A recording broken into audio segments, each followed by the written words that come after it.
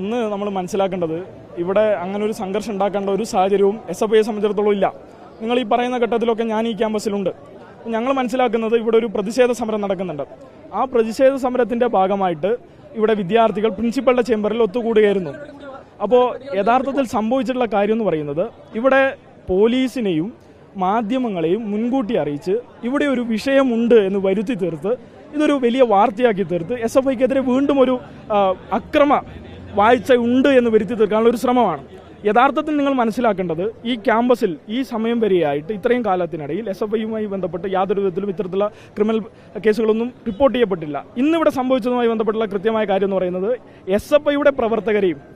SFIയുടെ പ്രവർത്തനം പ്രത്യേകിച്ച് പോളിയിലെയും ITയിലെയും വിദ്യാർത്ഥികൾ ചോരയൊലിച്ചാണ് ഈ ക്യാമ്പസിൽ നിന്ന് ഇപ്പോൾ ഇറങ്ങിപ്പോയത്. ഇപ്പോൾ KSUവിൻ്റെ ഏതോ പ്രവർത്തകൻ്റെ കാര്യമാണ് പറയുന്നത്. യഥാർത്ഥത്തിൽ അയാൾ KSU ഒന്നുമല്ല. അദ്ദേഹം ഇവിടെ പ്രവർത്തിക്കുന്നു എന്ന് പറഞ്ഞ ആൾ SN കോളേജിൽ യൂത്ത് കോൺഗ്രസിൻ്റെ കണ്ണൂർ മണ്ഡലം പ്രസിഡന്റാണ്.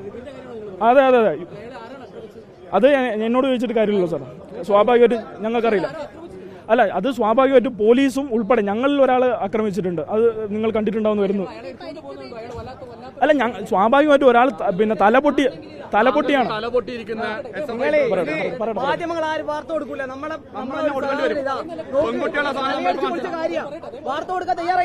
അല്ല, നിങ്ങളിങ്ങനെ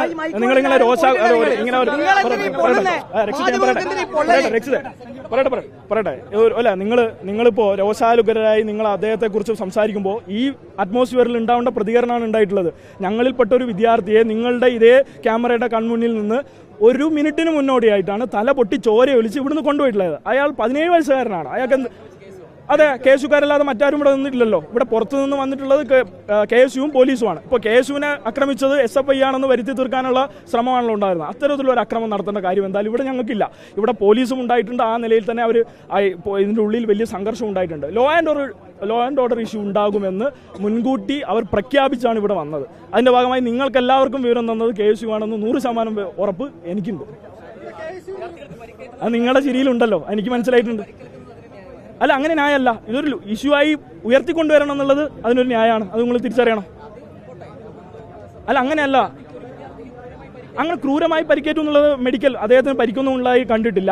ഒന്നും ഞാൻ ഇതിൽ അല്ല, അത് സ്വാഭാവികമായിട്ടും മെഡിക്കൽ കാര്യങ്ങളാണ്. എനിക്ക് അതിൻ്റെ പരിധിയില്ല. നിങ്ങൾക്ക് സ്വാഭാവിക അക്രമമൊന്നുമല്ല. SFI എന്തായാലും അദ്ദേഹത്തെ ആക്രമിച്ചിട്ടില്ല. അദ്ദേഹം ഇവിടെ എനിക്ക് തോന്നുന്നു അക്കാഡമിക് ഇയർ തുടങ്ങിയിട്ട് ഇപ്പോൾ 7-8 മാസമായി. ഇതുവരെ അദ്ദേഹത്തെ ആരും ആക്രമിച്ചിട്ടില്ല. ഇന്നൊരു പ്രത്യേക ദിവസത്തിൽ ആക്രമിക്കേണ്ട കാര്യമൊന്നും SFIക്കില്ല. കൊടി പറിച്ചു കളഞ്ഞതുമായിട്ട് ബന്ധപ്പെട്ടൊന്നും SFI ആ നിലയിൽ ഇടപെട്ടിട്ടില്ല. ഇവിടെ ഒരു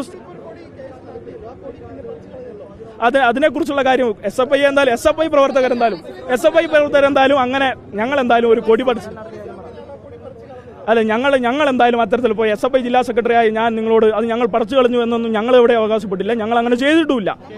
ഞങ്ങളല്ല, അങ്ങനെ ഒരു തടസ്സമില്ല.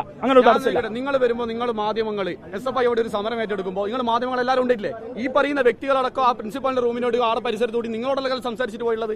അങ്ങനെ ഒരു വൈരാഗ്യം അടിക്കണം എന്നുള്ളൊരു ഉദ്ദേശം ഉണ്ടെങ്കിൽ ഞങ്ങൾ എന്താകട്ടെ ചെയ്യണമെന്ന് ഇവിടെ നമ്മൾ വരുന്നു, നമ്മളിവിടെ വെല്ലുവിളിക്കുന്നു, നമ്മളെ വിദ്യാർത്ഥികൾ സമരമായിട്ട് വരുമ്പോൾ കേസിന് പുറന്ന ആൾക്കാർ വേണ്ടി വെല്ലുവിളിക്കാം. കുറച്ച് കഴിയുമ്പോൾ ഈ മതിൽ തുള്ളിട്ട് അത് നിങ്ങൾ മാധ്യമങ്ങൾ കണ്ടില്ലേ? അല്ല, ഞാൻ ചോദിക്കട്ടെ ഈ മാധ്യമങ്ങൾ അത് കണ്ടില്ലേ? ആ മതിൽ തുള്ളിട്ട് ഓടി വരുന്ന ആൾക്കാരെ ഇതിലൊക്കെ കാണേണ്ടത് ഒരു പക്ഷപാതപരമായ റിപ്പോർട്ടിംഗ് ഉണ്ടാവുന്നു. വിദ്യാർത്ഥികൾക്ക് തന്നെ തോന്നുന്ന തരത്തിലേക്ക് നിങ്ങൾ മാറരുത് എന്നുള്ള അപേക്ഷയാണ് നിങ്ങളോടുള്ള. മാധ്യമധർമ്മങ്ങൾ മറക്കരുത്. ഒറ്റ കാര്യം മാത്രമേ ഞങ്ങൾക്ക് ഇവിടെ പറയാനുള്ളൂ. ഞങ്ങൾക്ക് ഇവിടെ ഒരു സംഘർഷത്തിന് താല്പര്യമേ ഇല്ല. ഞങ്ങൾ അങ്ങനെയൊന്നും ഉദ്ദേശിച്ചിട്ടുമില്ല. പക്ഷെ ഇവിടെ അക്രമം ഉണ്ടാകുമെന്ന് മുൻകൂട്ടി പോലീസിനും മീഡിയാസിനും വിവരം കൊടുത്തിട്ടാണ് അവരിവിടെ എത്തിയത്. അതിനർത്ഥം അക്രമം ആവശ്യം അവരുടേതാണ്. ആ അജണ്ട പല വിധത്തിൽ അവർ